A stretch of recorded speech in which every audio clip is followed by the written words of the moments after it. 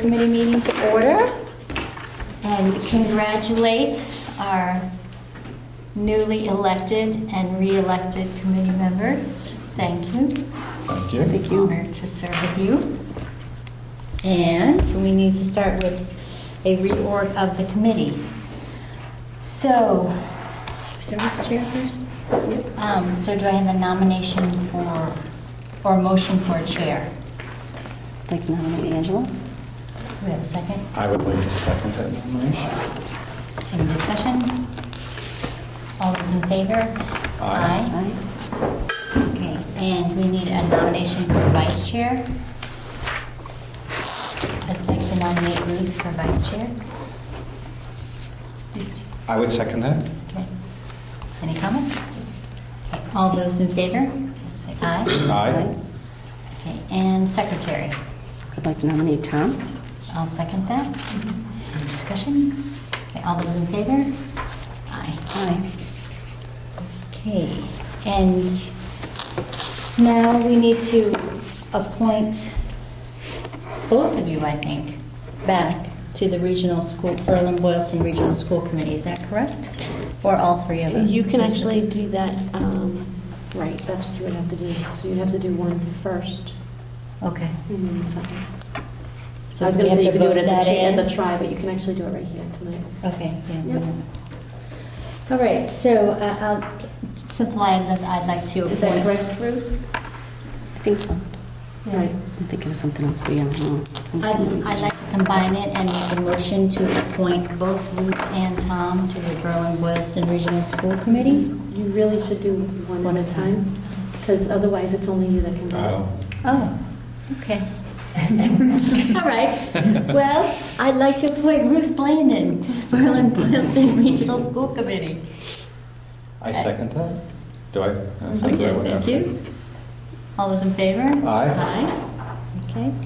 I make a motion to appoint Tom Fleming to the Berlin-Boylston Regional School Committee. I'll second that. Okay. All those in favor? Aye. Okay. All right, we have some payroll going around. And we have a consent agenda. Do I have a motion to approve the consent agenda? So moved. Second? I second that. Christine, I just had one correction on the May 5th open session minutes. Tom Fleming was not there, so his name should be taken off. Okay. And Ruth, I believe, made the motion to adjourn, and I seconded it. Seconded it.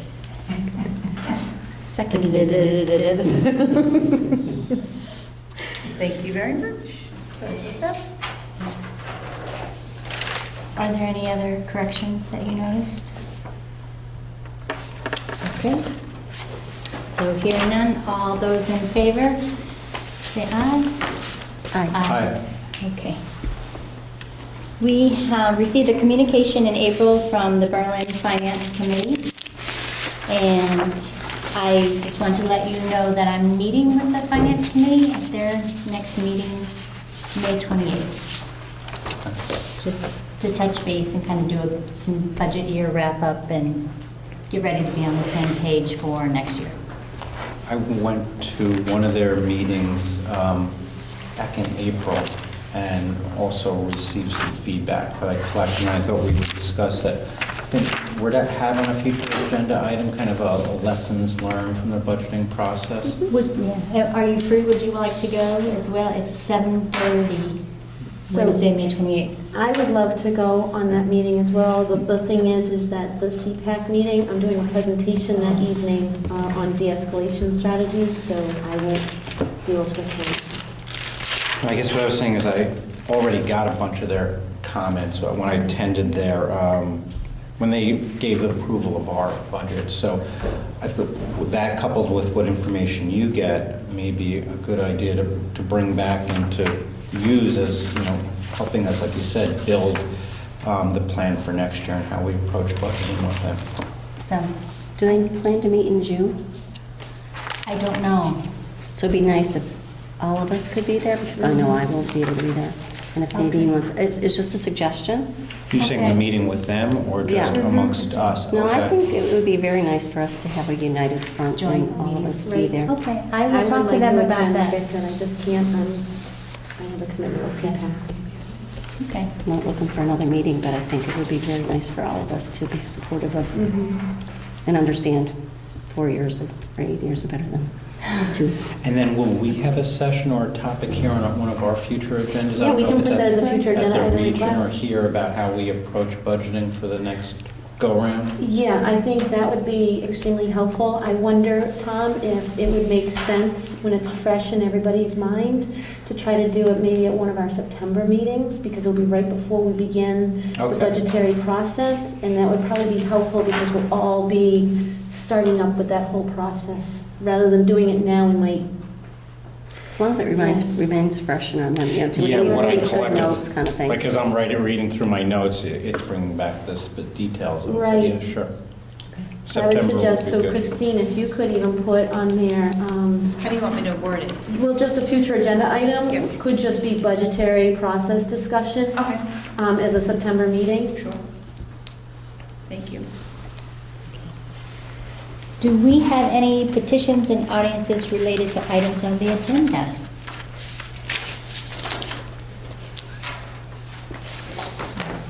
Okay, then let's move on to reports. We have the superintendent's report. Basically, my number one item tonight is to just thank everybody for the town meeting results, which are all positive. We'd like to announce that the budget requests have all been honored. All of our capital improvement requests have been honored.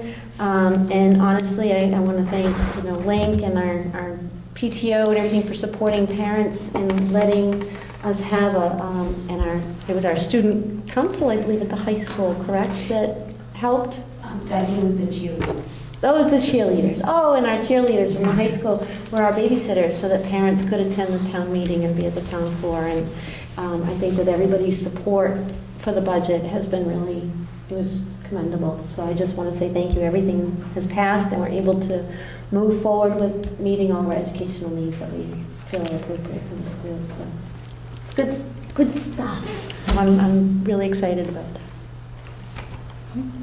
That it? Yeah. And I don't think we have a need for a Director of Financial Services report? Nope. Anything else? Nope. No. So, but I guess this summer you'll take care of those warrant articles. Well, I right? can say that, yeah, one thing, we're going to be going out to bid Okay, immediately, right? So that we can do that during the summer months. great, thank you. Principal's report. Well. We're getting through this very fast. I think first thing on the agenda is Memorial Gift at the School. So we have a visitor tonight. If the committee is so disposed to meeting Ellen Powers, she's going to talk to us for a few minutes about a gift to our school. Good evening, thank you. My name is Ellen Power. I'm a past teacher at Berlin Memorial School, and I'm here honoring a very dear friend, teacher, Maureen Sharon, who passed away early in April of this year. Maureen started her time in Berlin in 1961 as a third grade teacher, and I was thinking if you were in third grade in 1961, you were probably 8 or 9, you'd be 61 or 62 today. So Maureen's teaching has affected many, many children, even those into the same age as myself. And she taught until 1999, and when she finished up, she was a first grade teacher. She loved first grade. She taught first grade for many years. I was privileged to teach with her in first grade, although I didn't last very long. I went on to grade 2, 3, 4, and 6. But I did spend some time with her. And she was everything personified that an Irish person would be. She was tiny, she was redheaded, she had a fiery temper that you didn't often see. And her love of children was just there for everyone. to take in. She was there for 38 years. Another thing I was doing as I was coming over here today, the people who have gotten together to give this memorial gift to the school, if you added up all their years of teaching, it would be well over 300 years that these people have spent in Berlin, teaching the children of Berlin. I guess that makes us very old. But Maureen, even after she retired, she was an important part of the Berlin Memorial School.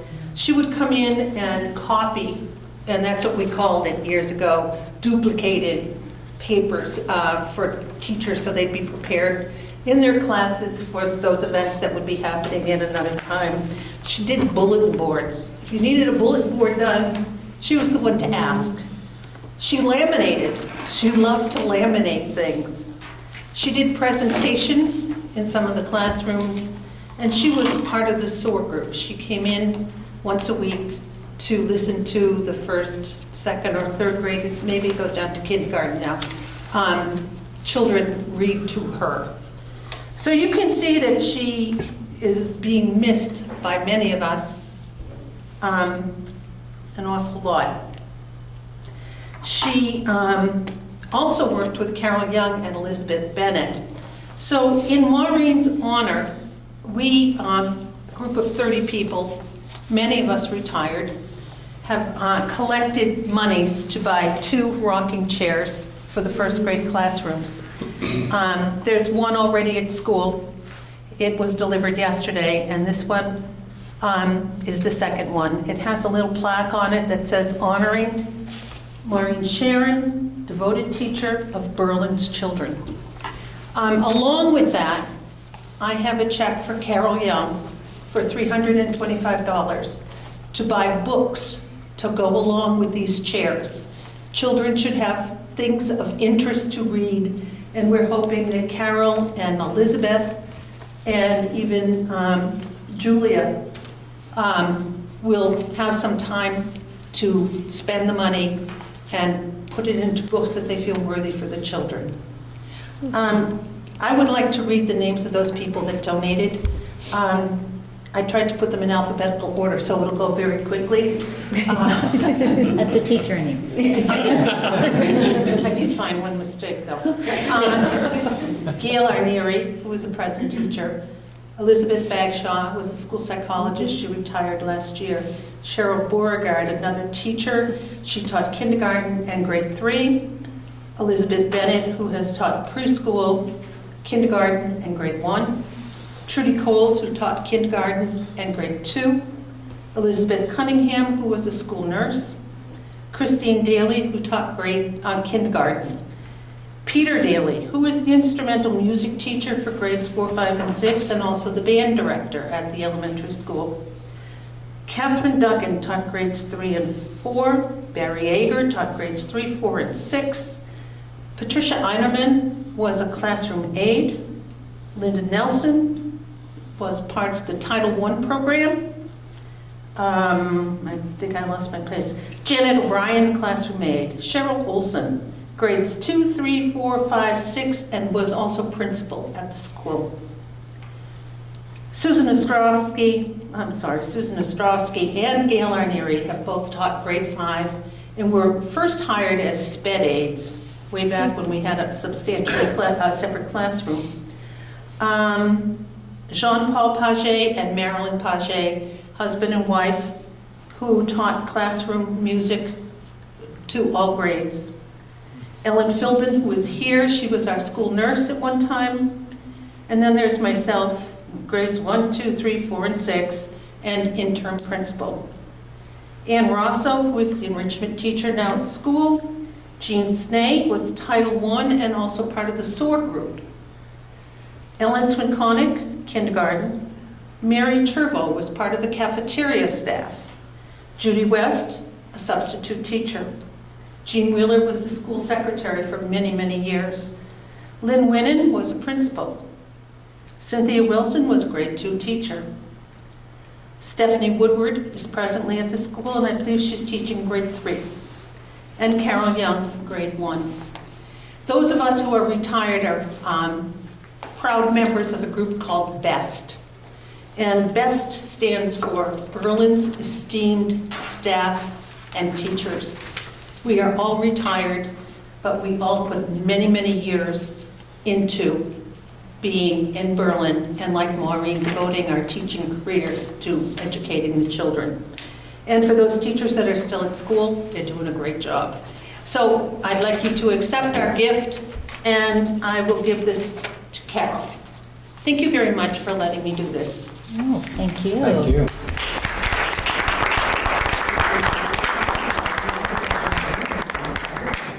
All right, so do I have a motion to accept the gift? So moved. I second that. Any discussion? Thank you so much. Thank you. You're welcome. That's You're wonderful. welcome from all of us. All those in favor? Aye. Easiest vote will take all year, right? Yeah. We'll always take gifts. Just a couple other quick notes, just to kind of keep you up to date on what's happening in school. Mr. Daly, who we already heard mentioned, held his annual recital and notathon in April. It's a fundraising event for the band program. Is always very well attended, very well received, very lucrative in terms of donations. He is and always is grateful for that support from our community. Thanks to our friends at Link, we had Mark Binder, who's a children's author and storyteller. He was in school on the 17th, telling his version of stories to small children. I'll leave it at that. He's a great guy, very, very funny. The kids got a big kick out of him. We just finished up with MCAS testing, I'm happy to say. Just finished boxing up the science test for grade 5s, and they'll be off with the UPS man in the morning. It's always good to get those out of the building without losing any. And as you probably saw on the item, the Red Sox were kind enough to send 3 volunteers and 3 trophies to our school. And that happened on the 12th.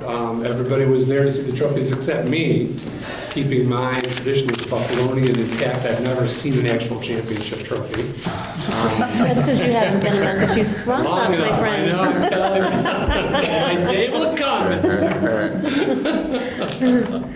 And then finally, just a quick reminder for the committee that the Memorial Day program is this Thursday at 1:30. And everybody in the community around here is more than welcome to attend. So I do just have one more upcoming event that wasn't noted, is on Tuesday, May 27th and Wednesday, May 28th, the 3rd graders, our little park pioneers, Yes, ma'am. will be taking the park pilot end of the year assessment. So they will be participating in that. We're very excited about it. For kids this young, the opportunity to spend time in front of computers is always a good thing. I will say the 7th grade up at Tohoto actually had a very positive experience with it overall. The student, I think the parents and staff and the adult community was, I think, a little bit more nervous about it than the kids. The kids had a real positive reflection. It didn't take nearly as long as they had anticipated or thought or had scheduled, so we're looking forward to the same similar results. And we are having a little park pioneer Looking forward to ice cream it. celebration for our little community service participants. I have offered to do a little ice cream social with our 3rd graders after they have their park experience. They're helping Department of Education in making decisions for the future, so we'll be doing that in June. And looking forward to it. Like that. That's what I got. All the toppings. Mr. Campbell, do you know when 6th grade recognition is? I mean, 5th grade recognition? Fifth grade is? recognition is the 20th. It's the last Monday of the school year. 6:30? 6:30.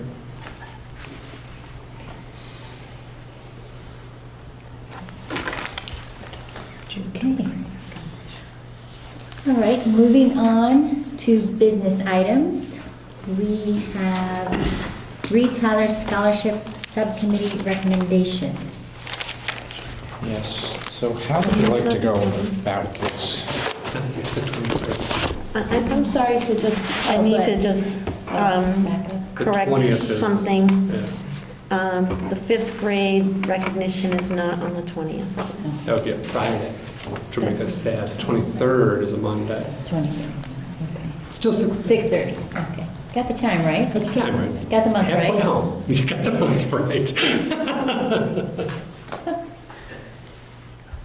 2 out of 3 ain't bad. Okay.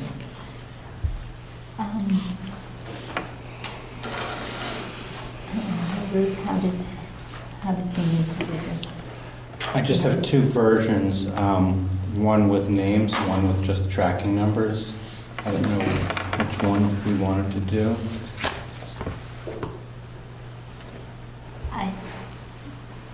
Not names, so just tracking numbers, maybe, We can I correlate. don't remember how we did it last year. I think we did names before in the past, but tracking numbers is great. Mhm. Just usually. Tracking Got it both numbers. ways. Doesn't, I don't think it Because we matters. want it to be a surprise, don't we? Carol, I see you've done this before, so We never announced the names before. Okay. Yeah, It's just the number. just the numbers It's up. the number of recipients, right? And the total money spent? Mhm. Okay. Isn't that right? Yeah, it's more general than it is specific. Yeah. Okay, You good. don't Just- need to do individual tracking numbers, Right. just 3 people at Right. so much time. Okay. But I think we've had the names to the committee in the past, but Have it's it. totally not How you important. want to do it. I don't think it's didn't know if important. you wanted to be part of it or not. I guess I want to start by thanking the subcommittee, Carol Young and Maureen Norveld, for helping in this process. They really helped shepherd me through it, and thank you for your guidance. So we had 14,000, we have awarded $14,000 and $14,200 for the Moses Reed Tyler Scholarship. We have awarded, we broke the awards into 3 categories, or 3 tiers as we call them. Tier 1, which comprised of 4 recipients, received $1,750 each. Tier 2, which included 6 recipients, were awarded $700 each. And Tier 3, which was 6 recipients, received $500 each, totaling $14,200. That's great. So that was 16 recipients in all, right? 16 recipients in all, yes. It's wonderful. Excellent. That's wonderful. And the total amount is up from, I would say, the past few years. I don't know when you did it. Last year was 13,000 something. It's up a little so- bit, which is nice to see it going in the right direction. And that's just the interest from Right. the account that they use each year. Which is wonderful. So it's a good year. Wow, that's wonderful. I think the nominations or the awards submissions were actually very well written this year, as compared to what I heard about some previous years. So they were actually really good. And, you know, all nominations met our criteria of being earnest and industrious. And then we used some second criteria for primary and beneficial. So I think the team did a nice job of breaking out and awarding in alignment with the wishes of the scholarship fund. I think it's really impressive to think that a man, many years ago, and I believe he didn't have any children of his own, had the foresight to put this money in an account for the children of Berlin. And, well, if you've attended Berlin schools, Mhm. very, Very nice. it's very impressive. So do I have a motion to accept the recommendation of the Moses Reed Tyler Subcommittee? So moved. I second it. Any other discussion? All those in favor? Aye. Thank you. Yes, thank you. Thank you. Thank you. Okay. Next, we have a first read of the student handbook. And these are, Those are the changes. so did you do all these changes today Met with with the school council today, and we went through and made some changes. None are hugely significant. A lot of it is updating. Okay. I can kind of walk you through those if you'd like. Well, I think, John, what would be great is if you just explain where the changes are. Sure. So, yeah, if you just, because the handbook itself It's pretty up much here, stays the same, so we don't need to go over everything. And also, to the school committee members, once you hear the changes, and those are the only changes, if you're comfortable with those changes, you can do a motion to waive the first read so you can have a vote of the actual handbook so it can go into production for next year. Then the changes, which are all kind of quick. The first, and some of these aren't changes, it's just, every year I'll make you aware that page 6 is listing of personnel at the school. That obviously may change between now and when we actually publish this. So just your permission, we'll update that right before we go to press. Okay. On page 8, we took the wording from this committee's attendance policy and just inserted that verbatim to clarify what had been in there previously. Okay. There's a couple on page 11 that are actually new. The first one is something that's come up, but I guess it's come up over the years. It seems to have gotten a little more frequent lately. Parents who are not necessarily interested in waiting in the parent pickup line park in the circle where the buses go, and they want to run in at the last minute, pick up their children, and leave. The reason it's a problem, aside from the buses can't go, is that a lot of stuff happens right at the end of the day for the secretary. She's trying to get ready for dismissal. So what we'd like to insert is this statement: to ensure a safe and orderly dismissal for all students, no student will be dismissed from school between 2:45 and 3 o'clock. Parents wishing to pick up their child during this time will need to use the parent pickup line. Exceptions to this policy can be made on a case-by-case basis by the building principal, because there will be times when you'll want to make an exception. It's not a blanket thing, but it'll clarify it for everybody involved that this is how we want to do it. The other change, the other addition is that on the same page, like so many places, the children, especially the girls, have discovered the form-fitting yoga pants. And what we would like, in the interest of an orderly learning environment, is to insert this line: form-fitting pants such as yoga pants and leggings must be accompanied by a shirt which extends below the student's fingertips, which is the current state for the description for shorts or dresses. So that's okay with everyone. We moved the statement on electronic devices from the back of the handbook, where no one ever saw it, into the body of the handbook. That's good. On page 14, we used to, apparently many years ago, or a while back anyway, on inclement days, inclement meaning almost anything, that children would stay inside, and we would call them out one by one so that they didn't get too damp. We haven't done that in a while, so we're going to take that out just in the interest of clarification. Obviously, in severe weather, we would keep kids inside, but if it's a mist, we're probably going to just have them get a little damp. Page 16, there's a listing of different testing that we do. We wanted just to add in a statement on the benchmark assessments that we use: Ames Web for the younger kids, MAP testing for the older kids, and again, it's just by way of clarification. On page 20, around cafeteria services, just to point out, if the prices change between now and printing, we'll change the prices. And we did decide to include the contact information for Mrs. Baird, the cafeteria manager, just so people know how to get a hold of her. Page 27, under detention, which we actually haven't used all year, but if we were ever to do it, someone asked what kind of offenses would qualify for detention. There's actually a behavior program in place called PBIS. It designates certain types of behavior as level 3 behaviors. Those would be the behaviors that we would designate as meriting, if necessary, a detention. A lot of the detention language comes around repeated offense. And then finally, over the years, the information on the bullying section in the handbook just got kind of, the formatting got messed up. So we just reformatted that section, taking the language again back from the school committee policy, just inserting it in there. Any other changes that came up?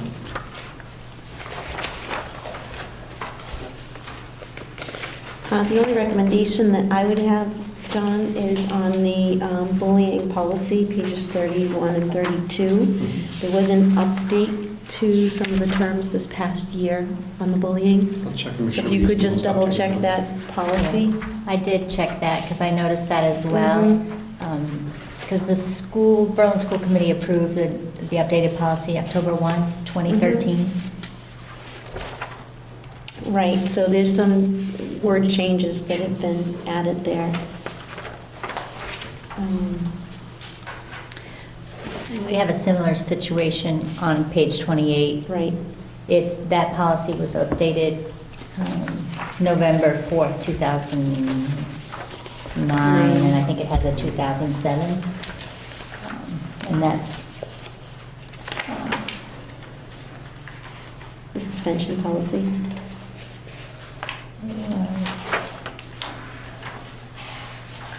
I don't know, I was looking at it online.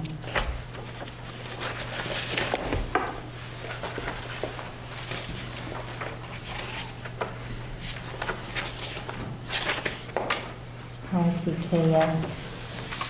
Maybe it was, that might have been building use, actually. That's community use of facilities Yep. policy. So it's a different page, I think. Oh, community use of school. Here it is. It's page 30 in this handbook. Oh, okay. Yeah.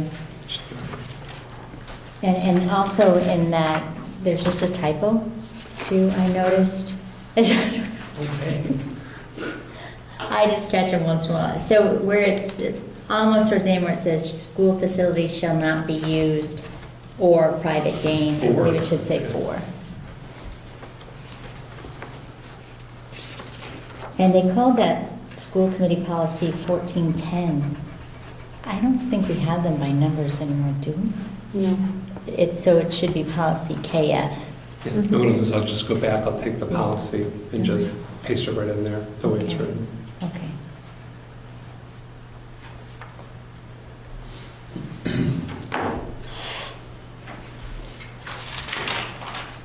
And I noticed one other typo too. On page 7. Oh, we didn't notice it last year either because I looked on the website. Just under the mission statement, there's a quotation at the end. I think you could take that out, couldn't you?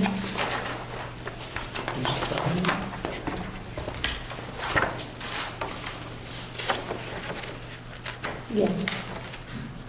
Where's that? The quote. Oh, Page okay. 7, mission Okay. statement, just that Yep. quote.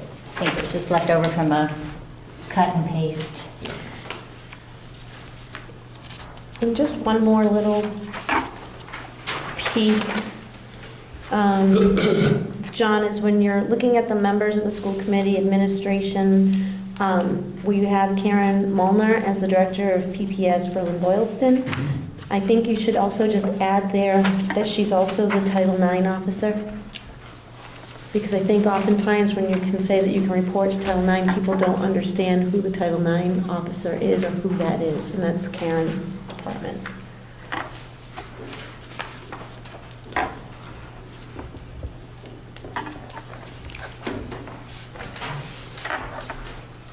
Did either of you have any other comments or corrections you wanted to make? Yeah.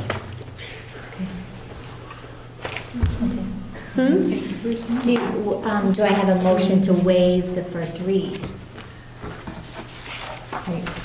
If you're comfortable with that. So moved. I'm comfortable with it. Are you okay with Yeah, that? I guess I am. I'm comfortable with that. Okay. So do I have a motion? So moved. Okay. Second? I second that. Okay. Any other discussion? Okay, so I'll call for a vote that school committee will approve the handbook with the changes. No, first you need to vote. Oh, for the waive, To sorry. waive. All right, all those in favor of waiving the first read, Aye. Aye. Okay, now, There you go. I'm just trying to Keep it going, I expedite know. things. All right, so do I have a motion to approve the student handbook with the changes that we've noted tonight? So moved. I second it. Any other discussion? Okay, all those in favor, say aye. Aye. Thank you, thanks to the school council. They did a great as job. well. Okay, now we're moving on to a discussion about cabinets in the municipal building. And I wanted to talk to the school committee about this because I wanted to make sure that you knew we had cabinets in the municipal building down at the end where we met with FinCom. And they're mostly, I think, they're well labeled, and but some of the stuff seems really old, like newspaper clippings. All the Moses Reed Tyler stuff is there. Mary, the selectman secretary, wanted to know if we wanted to move since all the meetings now are happening here, if we wanted to move the cabinets to the central office, or if we wanted to keep them at Berlin. I will say central office seems pretty crowded. And I don't think it's a reason, I don't think it's a space issue, I think they just, Making those. yeah, so I need your opinion on that, if you want them moved or stay there. And also, some of this, Cheryl Nelson offered to meet me there one day and kind of help me go through and see what needs to be kept and what I can shred or Right, because it's recycle silly to without have permission. duplicates or triplicates of the same thing that we might already have in Sure. central office anyway, because Cheryl is the keeper of the records, and she has, I mean, she'll pull out everything you can imagine. Right. Is there a time frame that you need to keep records? You know, it's funny, I know that for children, we have to keep 7 years. And so often in those with special education that we keep records, we have to keep 7 years, but we don't have to keep everything for those 7 years. It's really like the last set of tests or the last grades, the last set of transcripts, so it's not like we have to keep the entire file. So that way we can kind of wean them out. So I think with school committee, it's not so much that you have to keep them in 7 years or 9 years or 50 years. I just think if you need to ever go back to history, if you don't keep them in some way, you'd want to make sure you have them somehow either digitized or whatever, so you Right. have a digital format of them. Like I know, like in even like corporate offices and so forth, a lot of times they'll do like the old microfiche, right, where they scan everything like an old microfiche, if you remember those. But they have everything now in digital format, so you can always go back. But we can ask the attorney of the legalities of how long you should keep your records. I know personnel, we basically have to keep those Correct. for infinity, forever. So school committee, I don't know about your records. But I can absolutely ask our attorney. Yeah, I think that'd be a good idea to get their opinion on. But, and is this all in one file cabinet? Is there 7 file cabinets? There are 2 that are large, like 3 or 4 feet wide, and about 4 feet tall. And there are 2 small, like 2-drawer file cabinets. And I do have the set of keys, and I wanted to make copies and give those a copy to Cheryl Nelson. And I think the keys can just be passed on to the chair, and Cheryl will always have one should something happen. The last little 2-drawer file, I can't get into. The key doesn't work. And this is what is in it: American School Board Magazine, School Board Policies, Newsletters, NEPW or something, and Electronic School Magazine or something like that. So it seems like it's journals, like someone had collected their journal, like a mass journal. So I guess like with that one, can I just have the fire department or something break it open for me, you know? You can just have a custodian or somebody can just pop it open. Yeah, they are well labeled. I did spend 2 or 3 hours one afternoon going through and making sure what was labeled was actually in there. I was looking for something for Cheryl Sharon and to see if we had it. And so what the label said is basically what's in there, but it seems to me like it's mostly, other than the Reed Tyler, and there's some confidential information in there, some old superintendent resumes and stuff. Most of it seems like it's just, So my recommendation would just be to try to find a way, if you look at it with Cheryl, if she's the information, we already have files started, that probably would go down to one cabinet. yeah. And if so, then my recommendation would just have everything right in central office, we have everything housed. It's all, because they're all locked. Cheryl has the key, Yeah. they're all locked. I mean, we have files that have school committee information that, or superintendent resumes that are just locked in files. I think it'd be great if you had Cheryl and you would be willing to do that. Yeah. And like you say, weed it down. I don't think we need old magazine journals. Right. And we can put it with our shredding, anything that we've got duplicates of that we already have, we can put it in our shredding, get it all shredded and cleaned up. Sounds good to me. Sound good? Yeah, You? sounds good. Okay. Sounds like a plan. Okay. Right, thank you. Thank you. Moving on to the next discussion is the Marion Hoffman gift. And thanks to going through the cabinets, I honestly might have forgotten about this, so it was a blessing. I came across the blankets which you received in your packet of the establishment of the Marion Hoffman Gift Fund. And I want to make sure that the fifth grade teachers and Mr. Campbell were aware of this fund. It's been given to sixth grade students to award avid readers, because Marion Hoffman loved literacy. She was very passionate about it. And she's also an avid volunteer, so they're kind of recognizing students, 2 students that exhibited those characteristics. And Ms. Romer is here too, so she can help fill me in. And usually it was the sixth grade teachers that would choose the 2 students that would receive the award. I did track down Marion's son and let him know that we were discussing this tonight at the meeting. He couldn't come tonight, but obviously we need to honor the wishes of the family. And just to let him know that this was going down to 5th grade, there was some discussion about what would they like us to do. And he really wanted it to stay literacy focused. And what he would like is to use the money that we have been allotting each year, which I think has been mostly $50.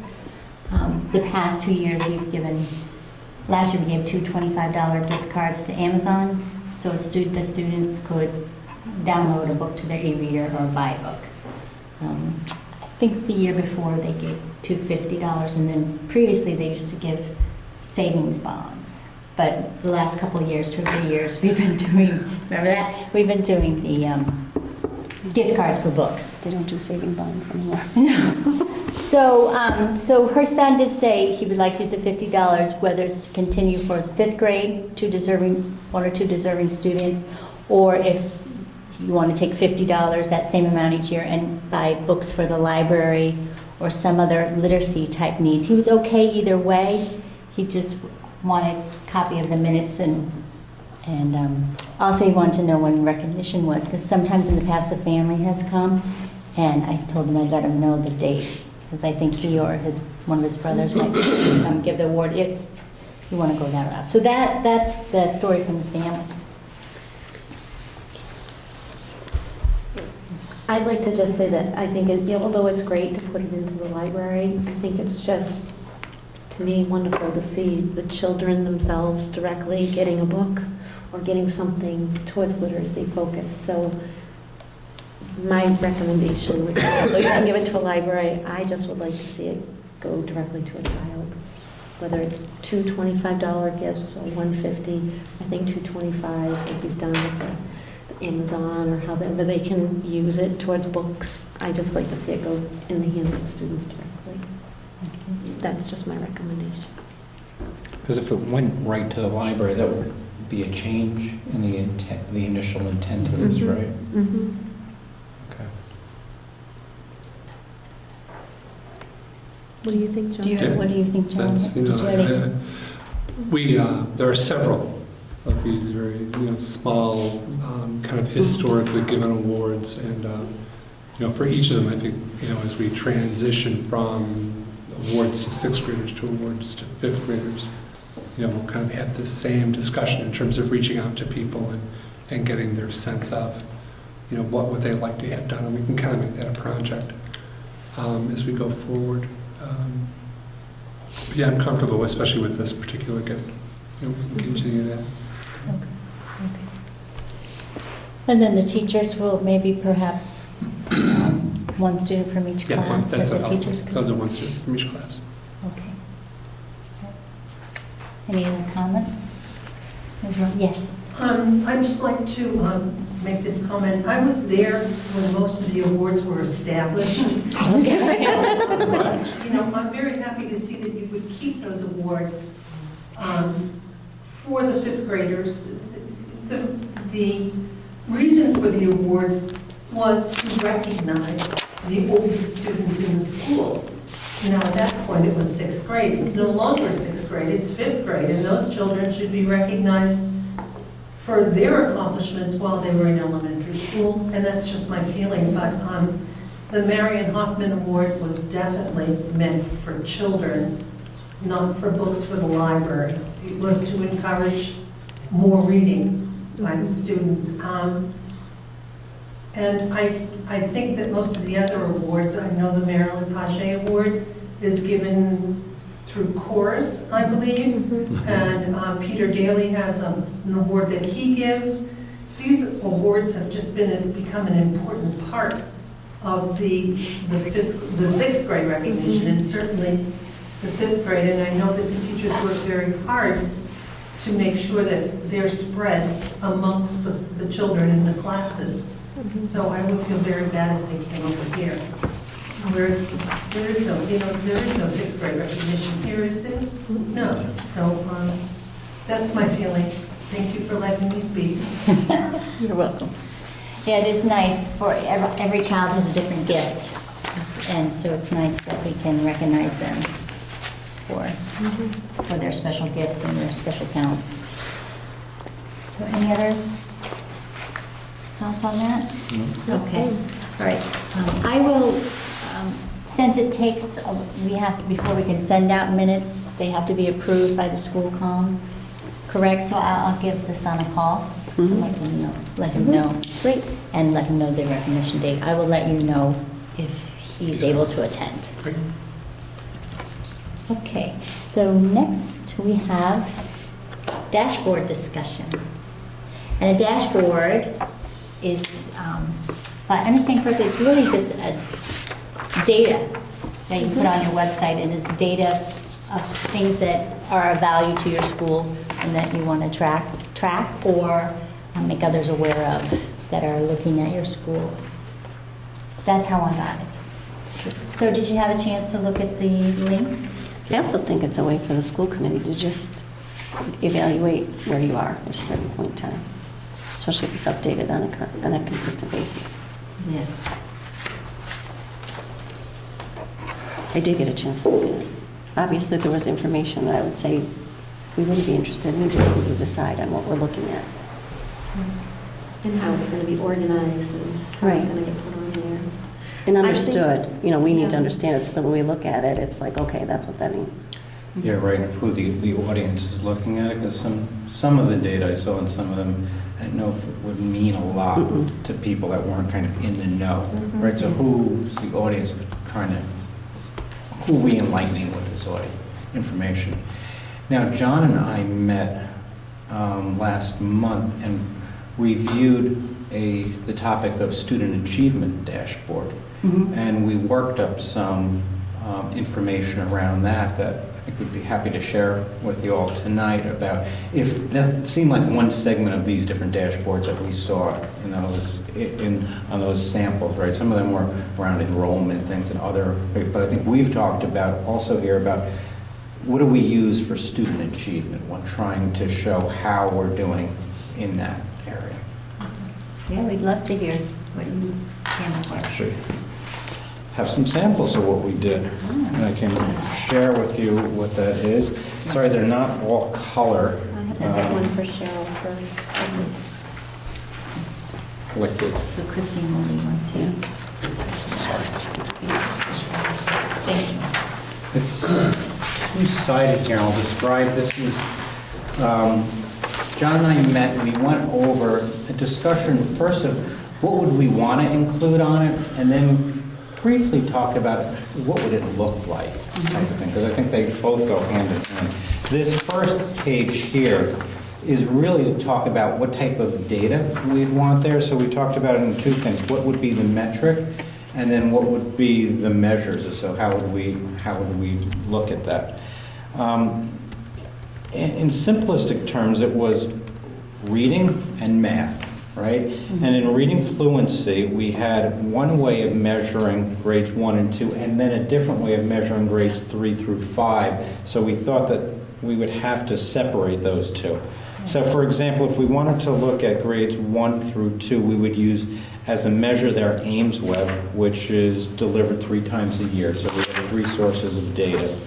What we would use as a measure there, what we were talking about, is finding the group percentile here. So, and then be able to track that over time. So you would be able to see over time, how is that group doing?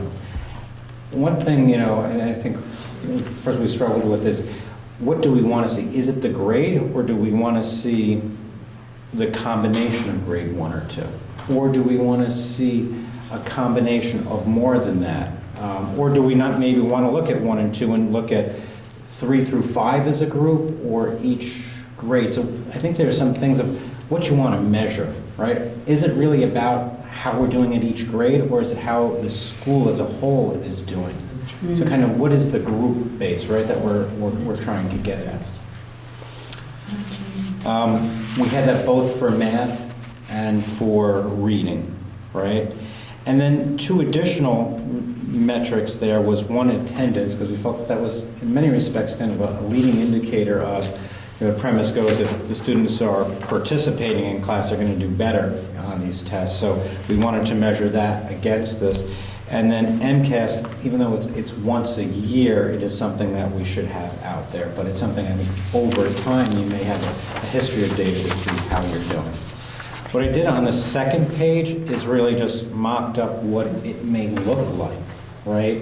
And what we talked about combining here is each of these bar charts are a snapshot in time, really looking at, say, over one school year of fall, winter, and springtime, and then the target being, let's say, whether it was a state or a national average, and then seeing how we're doing against those, how maybe that changes over time, and then how our school, or what we're trying to measure, does over time. I guess I kept going back, and we have these different metrics, and I think Ames Webs, or be it the math testing gives us that source of data. How do we want to group it, right? Is it important for us? Because I didn't think that the importance was us to look at how grade level performance was so much as a combination of something, but I think that's something we need to talk about. How fine, how detailed do we want to get down with this stuff, and what does it really tell us?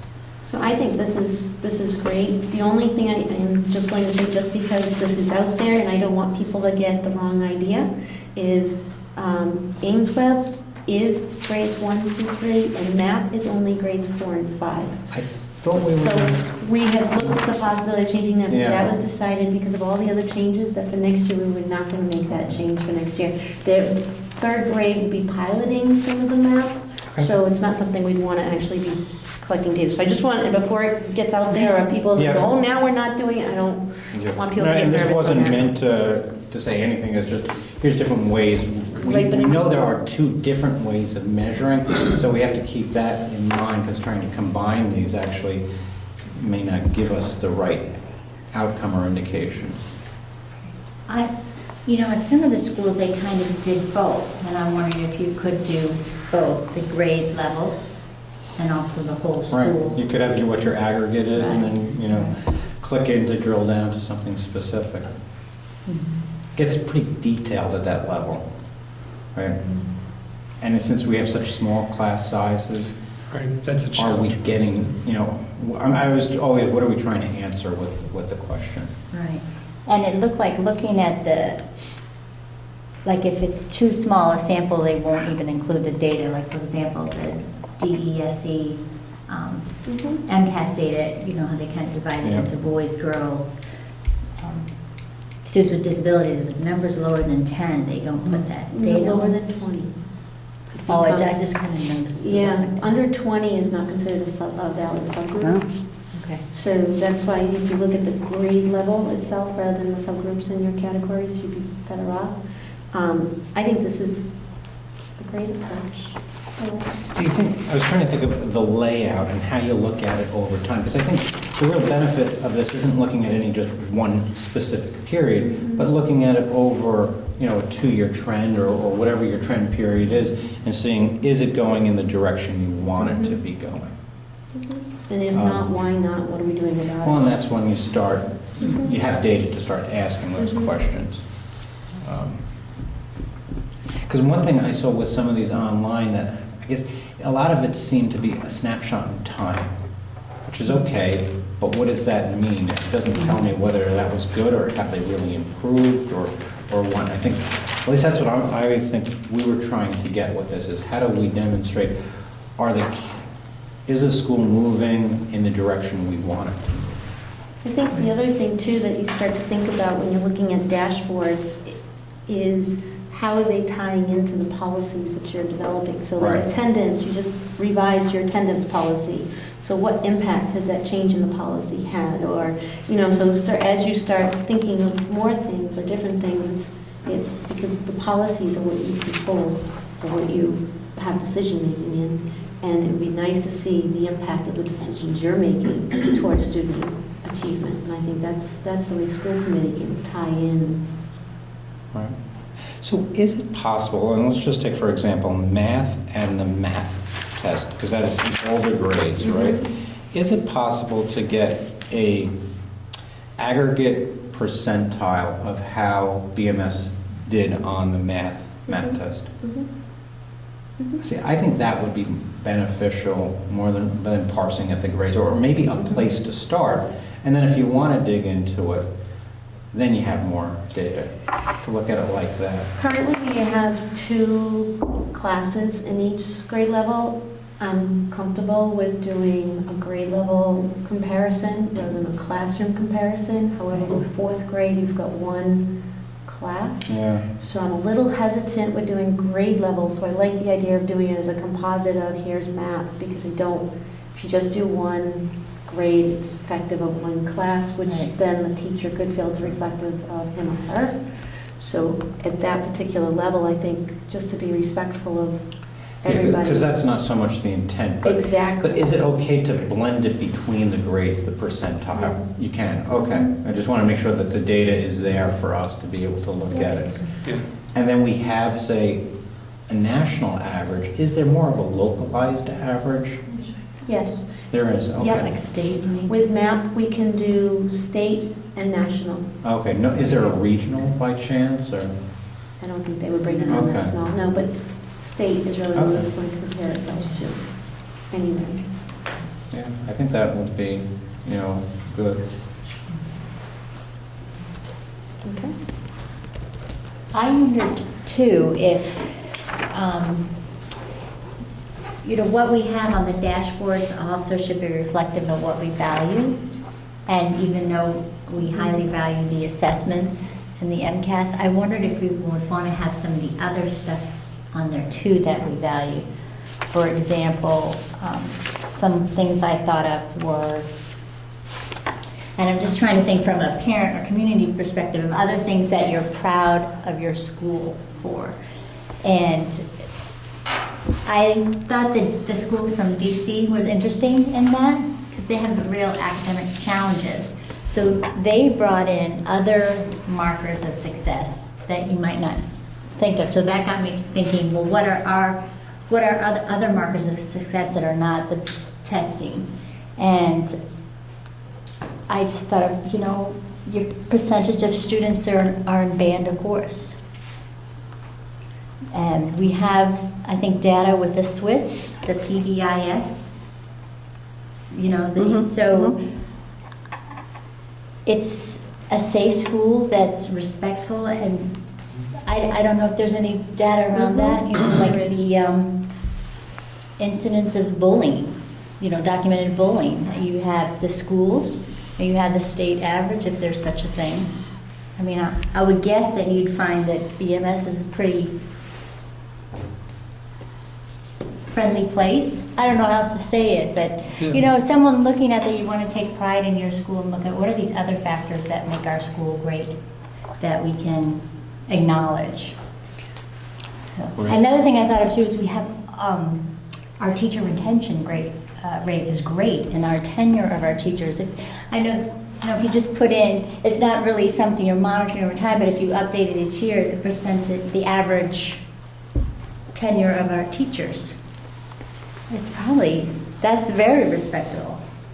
Average class size, another respect. Just something that, I don't know. And I also looked at these links and websites. Okay, how do they, on their homepage, how do they direct you to their dashboard, to their data? And some of them use like scorecard, things like that. And I just thought for BMS we could have measures of our success. Can you click on that, and then there's this link to this dashboard data, our map testing data, the MCAS data, maybe some of these other things that we want people to be aware of. An interesting thing too about the DC school was they had a stakeholder survey.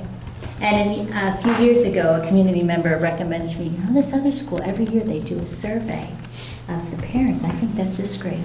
Okay. But it was interesting. It was a stakeholder survey of the students, which they had 100% results. And so they must have had been an assignment that each they had the staff and they had parents. And it was basically questions like, for the students, do you feel challenged? Or I don't remember what it was. It was basically yes or no. And then they just said the percentage of students that said yes. The percentage of parents that felt welcomed at school. Whatever these simple survey questions were. I thought that was might be another marker we might want to consider, because we have such huge parent involvement, and I don't know what the results of a stakeholder survey would be, but I would hope that most of our stakeholders would be positive and that you'd want to rally around that. I was just, because I get a little worried that I don't want the community to think that it's all about testing. Though when you look and you compare schools, testing are kind of seem to me like bragging rights. And if your testing is great, hey, our testing's great and we're ranked such and such. But if your testing's not great, well, then you have to highlight some of your other things as well and say, well, but this is what's important to us and this is what we value, and I don't know, I'm rambling, I'm sorry, but. I think one of the important things that we need to make sure, though, is that it's going to be data that we're going to have over time. That, if it's enrollment data or data that's just there, that's the type of data we should use. If it's data that's because we did something once and it may not be in a repeatable type of activity, then I just don't think it has a long-term benefit. Because I think something like this has to live for multiple years for it to be beneficial. Be nice to get like a 5-year, get up to 5 years, and then beyond that, keep your past 5 years. You know what I'm saying? Yep. Now, did Dorothy or does anybody suggest how often you do this? Because I know you were talking about it kind of like covering a period of time. In my mind, I thought it was like a balance sheet. It's a moment in time. It is the moment in time right now. So whether you would do it once a year, 4 times a year, so that you're like measuring, this is what I'm measuring right now. Okay, well, here's the most recent one, and what I'm doing is I'm comparing it to this one. So then that one goes on top, and I can go back. It's the history that you're building. Right. So it would probably might depend on how often we created it or updated it. But I do think that it is a moment in time. Yeah, most of these are backwards-looking metrics, right? It's how you Right. did last quarter or last year over some previous period. But I think, like you just said, the importance is as you compare, is over time, are you moving in the right direction? So it shows, are your policies reinforcing what you want to get out of it? Or are you Right. spending money and are you getting the benefits out of it? Right, over so time? even if we had something that was tied to the budget, Yeah. along with student achievement, or I know one thing that is obvious that we value is our parent or teacher to student ratio. Yeah. Those are things where you have And that history can be data. right there. Yeah, right. You have already. So these are all great things. We just need to decide which ones we want to do. Yeah, and on that link for the school report card, the DESE data, that has ethnicity, English language learners, low income, student with disabilities, teachers licensed in their assignment, teachers who are highly qualified, we have 100% in those, by the way, and the student-teacher ratio, which is 11-1. I think the state average is 13-1. So I guess, those are some of the things that I would want to include, but it's already on the school report card. Right, so the school report card, actually, John, I don't know if you have it, but I know Paul has on his website, he's got the link on the side where all they do is click it and it just automatically brings it to that site. Do you have that on yours? Yes. Yeah, so it's already there on the website anyway, It is, right. so that wouldn't be necessarily something you do on the school committee page. Right. So I think you all have some great ideas for discussion and to think about, and maybe in the fall, this becomes a more, somebody Especially- maybe wants to work on it over the summer with some ideas, can work with, me and John, and get something started, and then we could show it to the full committee, maybe in the fall. I don't know who wants to take that on. Tom does? Tom, would you like to take that on? I didn't know if she was pointing at Tom or if she had a new Twitch that we didn't know about. Yeah, right. I was kind of doing one of these, Tom, I guess you know? I guess I'm not too sure is the scope of this, right? I guess it seems like it's changed since I guess I originally understood. I thought we were going to take a topic and kind of build a scorecard based or a dashboard based on that. What is the scope? Because my concern with any of these is if you overwhelm with all these little pieces of data and it's overwhelming and it's just now noise. I think what's important is you pick what you're trying to go after and put together metrics that help reinforce that type of thing. Well, for So, just, is it enrollment, is it achievement, or is it a couple of things? I think one thing was your attendance, because that became a really big policy that you guys really changed. So I like your idea of having the attendance on here. I think that's important. I think really this whole dashboard here that you looked at was huge, because MAP was a new initiative that you supported, and AimsWeb was an initiative that we supported. There's been a lot of discussion. This is now the second year of implementation we'll be going into with that. It'd be great to see the changes in the outcomes as we all have gotten more comfortable with the tool and more knowledge. I just think this was a great start to start.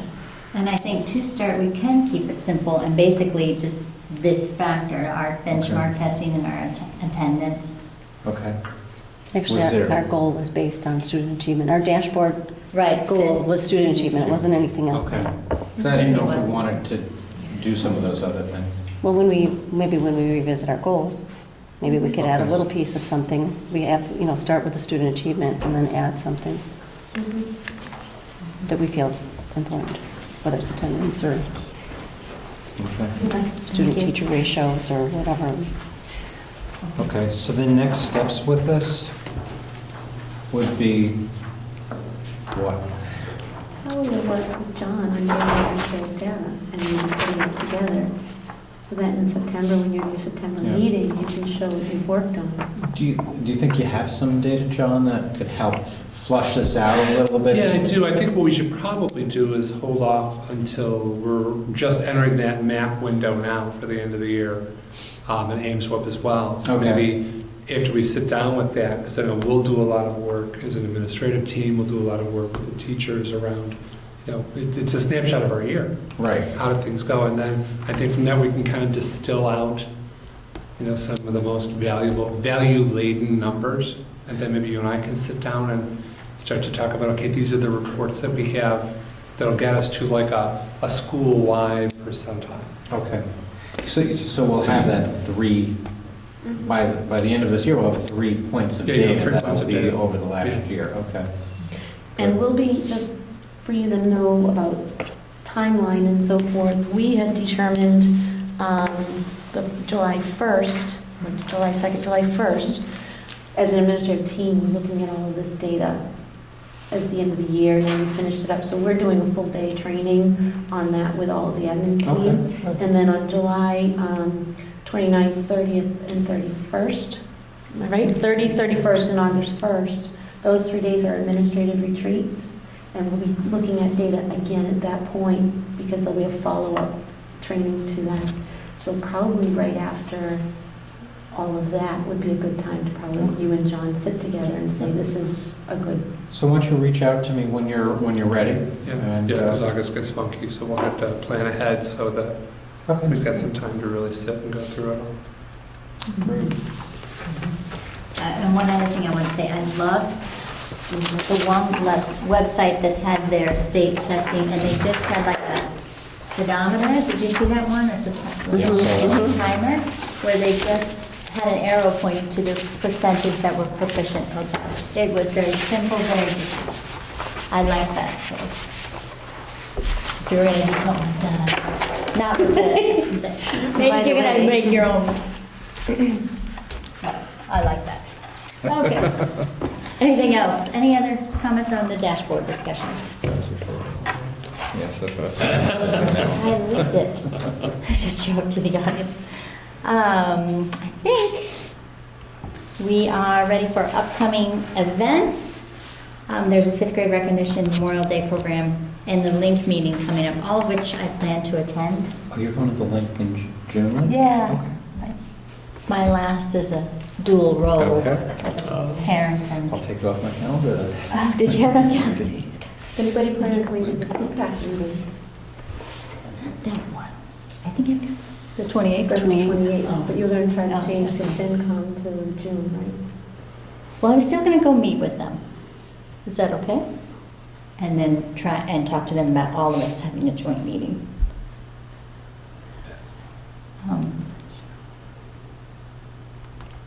So I think those are the upcoming events. School committee comments or future agenda items? I attended the last Link meeting on May 1st. It was well attended and very interesting. They discussed a lot about the BPIS and had a lot of good discussion around that. It was very interesting to get another perspective, or to get the perspective of parents and teachers, and so it was very good. I enjoyed being there. And thanks to Valerie for all she does with her Link. It's good. Good to be there. Thank you for going. Also, we didn't do our school committee evaluations before elections, as we kind of originally planned to do on our annual calendar. So in mid-June, I was wondering if we could, after things quiet down a little bit. Mm-hmm. So we're going to have a send it. June meeting? No, just I'd like to, I'm like, wait, let me get out. mid-June, I'd like to send the other school committee members via Cheryl a reminder to do the self-evaluation, so we can do the mask, Oh, okay. self-evaluation of the Yeah. link, Mm-hmm. or you can look at your operating protocols. But it's easier, I think, to just do the link from mask. Mm-hmm. And also, because we have our 3 Berlin School Committee goals, I'd also like you to look at each of those and just say if you didn't meet, met, or exceeded those 3 goals, and any comments you want to add. Okay. So I just thought, if we do them kind of around the same time, even if we don't have the discussion about our self-evaluation until we meet again in September or whenever that may be, if we could do them in mid-June and have them done by early mid-July, back to me.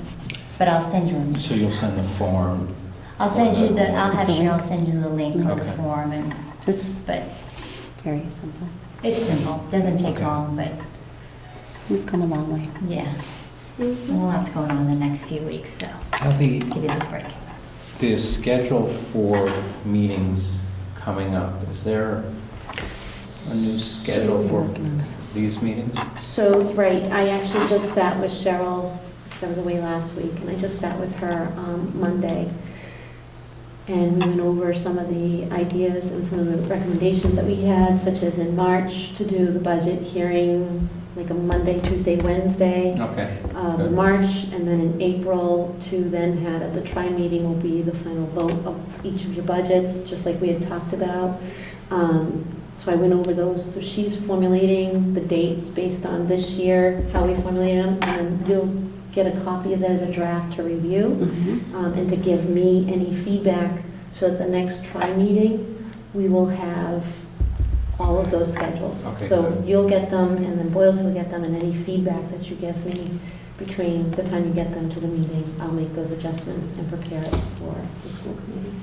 One comment or thought I have is, if we have a Berlin-only meeting like this, is there a reason why we don't do it in Berlin?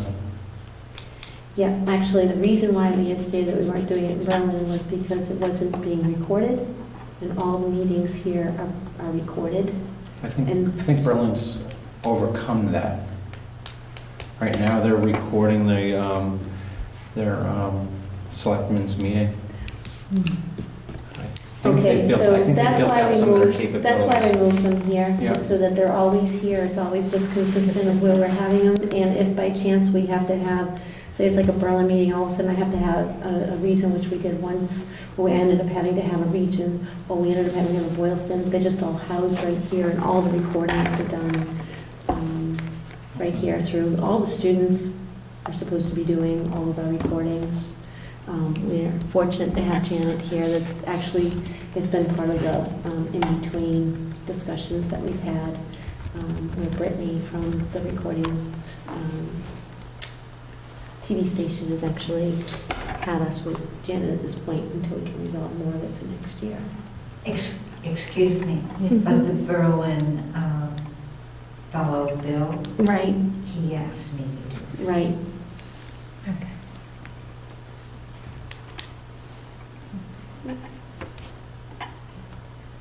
Okay. Anything else or any feedback, but regarding the summer, Berlin School Committee will just meet as needed, Yeah, typically we If don't meet in the needed. summer unless needed. unless there's something that comes up that I need to speak to. Okay. Any other comments or future agenda items? So in September, we'll have the self-evaluation discussion. And probably a dashboard discussion too. And then also the budget process discussion I have on there as The well. So budget those process. three. Mhm. Perfect. Thank you. And I think it's important to have budget process discussion specifically at each school committee separately, not at a tri, Okay. because each process has been very different, and each feedback has been different, so. So will we have a Berlin meeting in June then? No, we took that off at the last meeting that we had. Okay, that was the June 3rd one. Right, taken we off. took that off because Ruth can't make it for June 3rd. And we figured that since we're meeting today, we wouldn't need to have another one in June. Okay. The only one you'll have is the try will be when you're open. And I will let you know if FinCom's available to meet at some point over the summer. They may not meet over the summer either. But do they consider June the summer? I don't know. Maybe not. I'll find out. Okay. Anything else? Okay, do I have a motion to adjourn? So moved? Second. Okay. All those in favor? Aye. Aye. Aye. We have no need